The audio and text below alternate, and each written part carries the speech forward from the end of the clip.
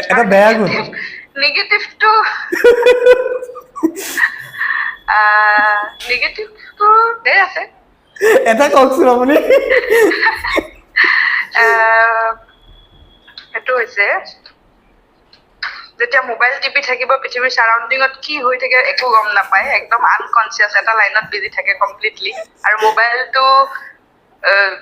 সেইটো সেইটো একদম ফাৰ্ষ্ট এণ্ড ফৰমষ্ট একদম নিগেটিভ